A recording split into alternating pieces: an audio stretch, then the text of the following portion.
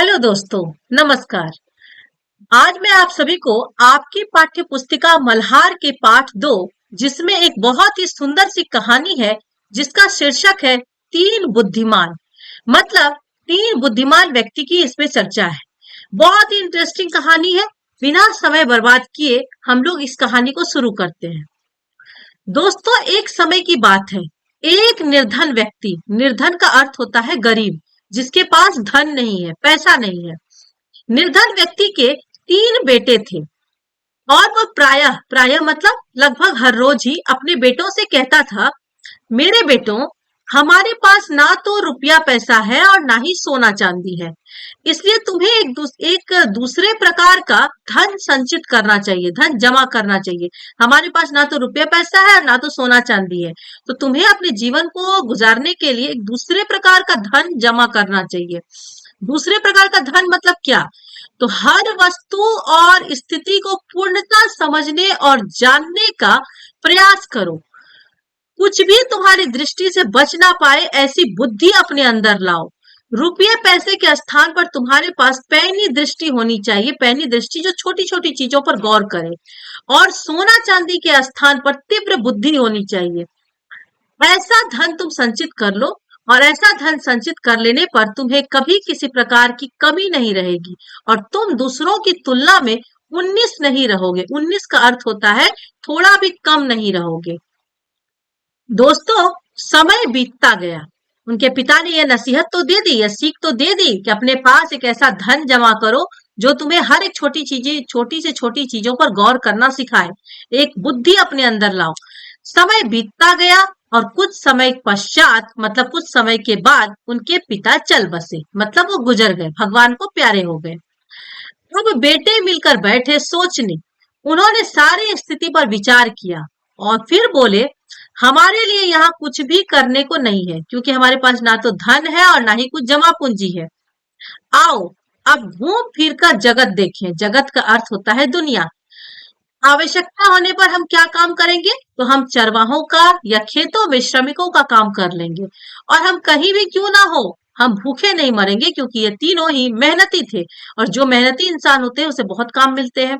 तो उन्होंने सोचा, या तो हम चरवाहों का भी काम पकड़ लेंगे या खेतों में श्रमिकों का काम कर लेंगे, लेकिन भूखे नहीं मरेंगे। और अंततः वे तैयार होकर यात्रा पर चल दिए। देश में पूरे भ्रमण करके अपने लिए काम ढूंढने के लिए निकल पड़े। उन्होंने सुनसान वीरान घाटियां लांघी और ऊंचे ऊंचे पहाड़ों को पार किया, और इस तरह वे लगातार 40 दिनों तक चलते रहे। उनके पास जितना खाने पीने का सामान था, अब तक समाप्त हो गया था, और वे थककर चूर हो गए थे। उनके पैरों में छाले पड़ गए थे, किंतु सड़क थी कि समाप्त होने का नाम ही नहीं ले रही थी। वे आराम करने के लिए रुके, और पुनः पुनः का अर्थ होता है फिर, वो आगे चल दिए। और अंत में उन्होंने अपने सामने वृक्ष और मकान दिखाई दिया। उन्हें अपने सामने क्या दिखाई दिया? वृक्ष और मकान। और जहां पर वृक्ष और मकान दोनों ही हो, मतलब वह एक बड़ा नगर है। तो यह देखिए दोस्तों, जैसे हमने आपको बताया कि उस बुजुर्ग व्यक्ति के तीन बेटे थे, वह तीन बेटे एक नगर में पहुंच गए। वो एक बड़े नगर के पास पहुंच गए थे। बहुत ही सुंदर नगर का चित्र है। बोलिए। चलिए अब हम लोग आगे देखते हैं। तीनों भाई बड़े प्रसन्न हुए, क्योंकि अरे बाबा, बहुत दिन से वो चल रहे थे, 40 दिनों से खाने पीने की सभी चीजें खत्म हो गई थी। तो वो जब नगर में पहुंचे तो उनकी प्रसन्नता की कोई सीमा नहीं रही, और वो शीघ्रता से पग आगे बढ़ाने लगे। बहुत जल्दी जल्दी वो पैर को आगे बढ़ाकर चलने लगे।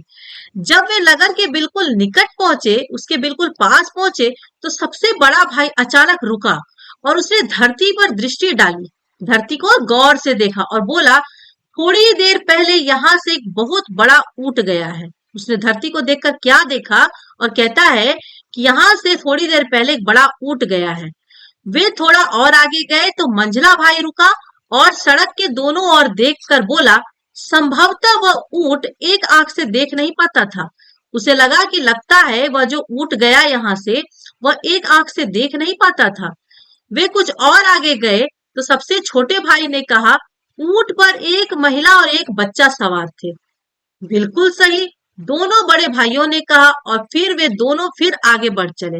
और कुछ समय पश्चात फिर उसी समय क्या हुआ, उसके कुछ समय पश्चात एक घुड़सवार, घुड़सवार मतलब घोड़े पर सवार, वो जो घोड़े पर सवार होते हैं उनको घुड़सवार कहते हैं, उनके पास से निकला और सबसे बड़े बड़े भाई ने उसकी ओर देखकर पूछा, घुड़सवार, तुम कोई खोई हुई वस्तु को ढूंढ रहे हो ना? मतलब तुम्हारी कोई चीज है जो भुला गई है, तुम उसे ढूंढ रहे हो? तो घुड़सवार ने घोड़ा रोककर उत्तर दिया, हाँ। फिर दूसरे भाई ने, जो सबसे बड़े भाई ने पूछा, तुम्हारा ऊंट खो गया है ना? सबसे बड़े भाई ने पूछा। फिर घुड़सवार ने कहा, हाँ। बहुत बड़ा सा? फिर उसने कहा, हाँ। तो वह एक आंख से देख नहीं पाता था? ये बात मंझले भाई ने पूछा कि क्या वह एक आंख से देख नहीं पाता था? फिर घुड़सवार ने कहा, हाँ। तो फिर छोटे भाई ने बोला, एक छोटे से बच्चे के साथ उस पर महिला सवार थी ना? सबसे छोटे भाई ने यह सवाल किया। घुड़सवार ने तीनों भाइयों को शंका की दृष्टि से देखा, उन्होंने शक की दृष्टि से देखा और बोला, आह, तो तुम्हारे पास है मेरा ऊंट, तुरंत बताओ तुमने उसका क्या किया? हमने तो, फिर ये भाइयों ने उत्तर दिया, हमने तुम्हारा ऊंट का मुंह तक नहीं देखा। भाइयों ने उत्तर दिया। तो घुड़सवार कहता है, तो तुम्हें उसके बारे में सभी बातें कैसे पता चली? क्योंकि हम अपने आंखों और बुद्धि से काम लेना जानते हैं। ये उत्तर भाइयों ने दिया और शीघ्रता से उस दिशा में अपना घोड़ा दौड़ा, वहां तुम्हें तुम्हारा ऊंट मिल जाएगा। ये सजेशन, ये सुझाव भाइयों ने उस घुड़सवार को दिया। घुड़सवार इन लोगों की बात को सुनने को तैयार नहीं था। वो बोलता है, नहीं। ऊंट के स्वामी ने उत्तर दिया, मैं उस दिशा में नहीं जाऊंगा। मेरा ऊंट तुम्हारे पास है और तुम्हें ही उसे मुझे लौटाना पड़ेगा। अब भाइयों को चिंता हुई, ये क्या समस्या मोल लिया हमने? तो भाइयों ने कहा, हमने तो तुम्हारे ऊंट का मुंह तक नहीं देखा। भाइयों ने चिंतित होते हुए कहा। लेकिन घुड़सवार उसकी एक भी सुनने को तैयार नहीं था। उसने अपनी तलवार निकाल ली और उसे जोर से घुमाते हुए तीनों भाइयों को अपने आगे आगे चलने का आदेश दिया और इस प्रकार वह उन्हें सीधे अपने देश के राजा के भवन में ले गया।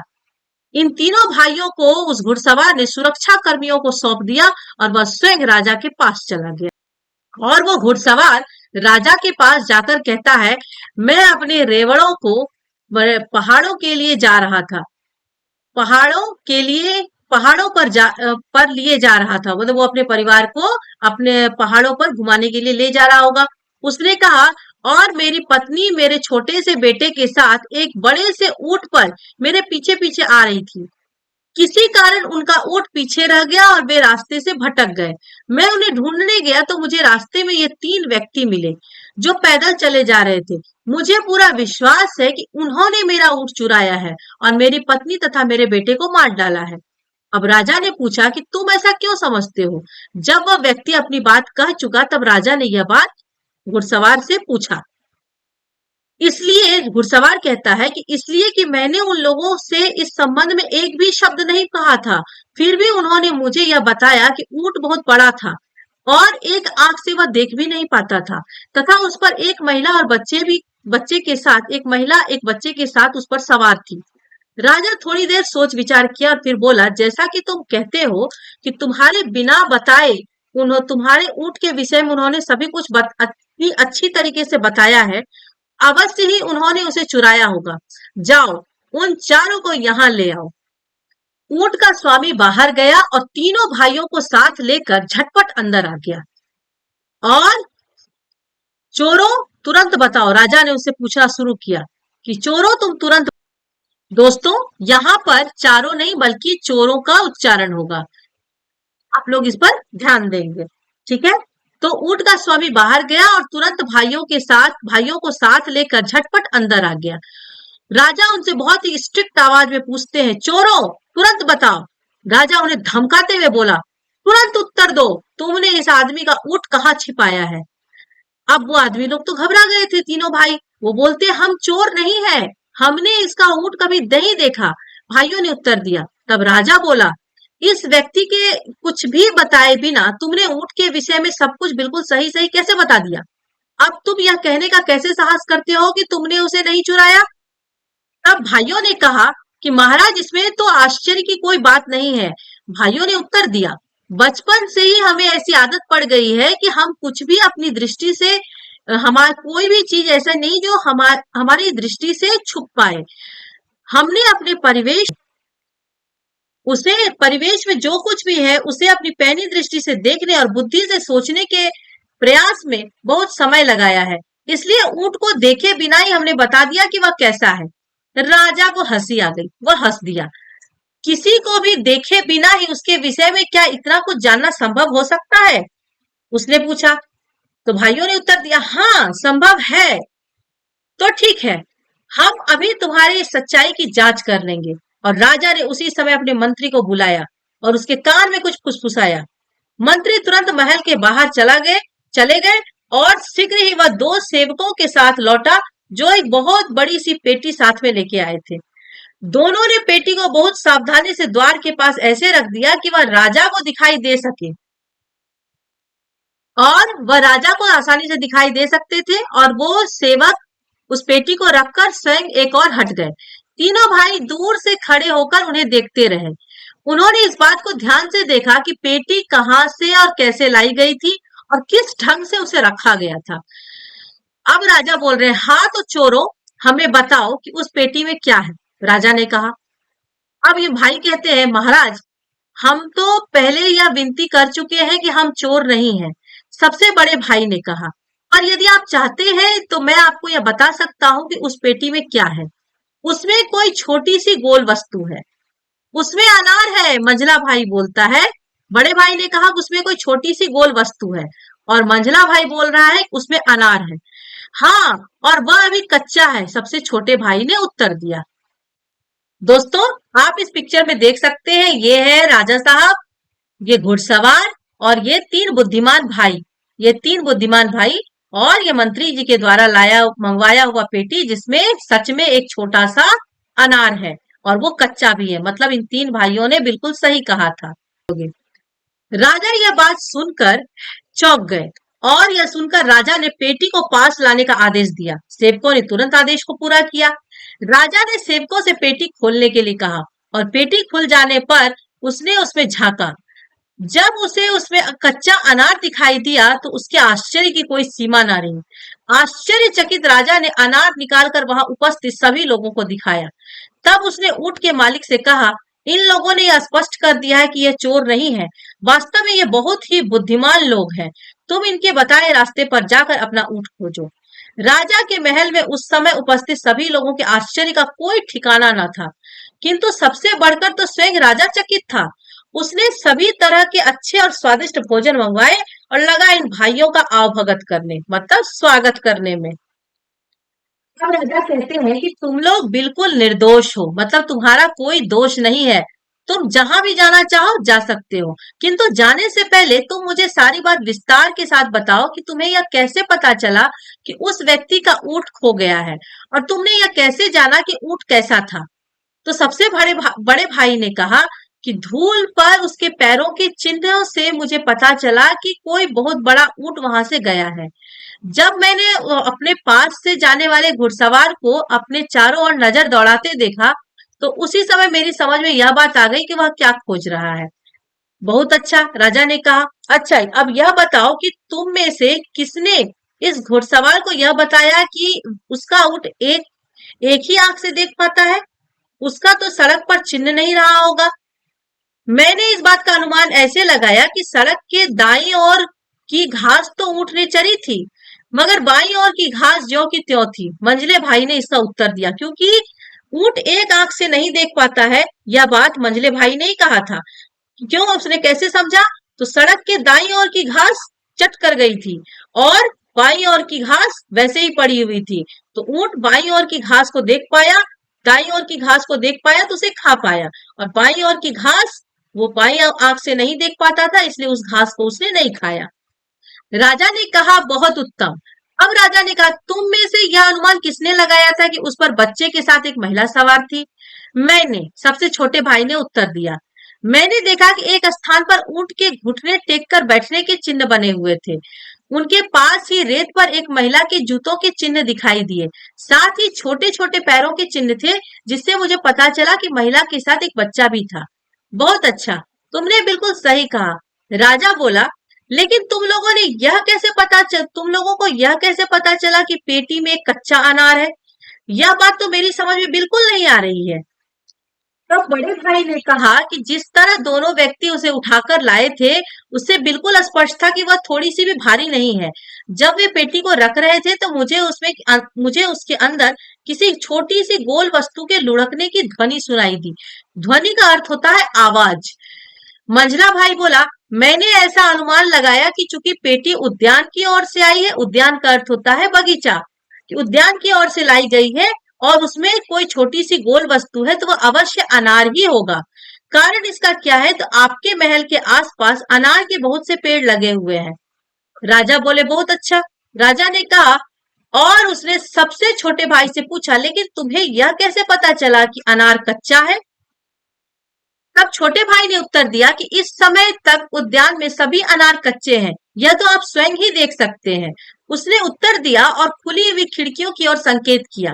राजा ने बाहर देखा तो पाया कि हाँ, उद्यान में लगे अनार के सभी वृक्षों पर कच्चे अनार लटक रहे थे।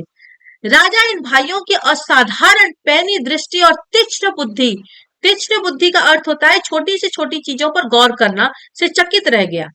धन संपत्ति और सांसारिक वस्तुओं की दृष्टि से तो तुम धनवान नहीं हो।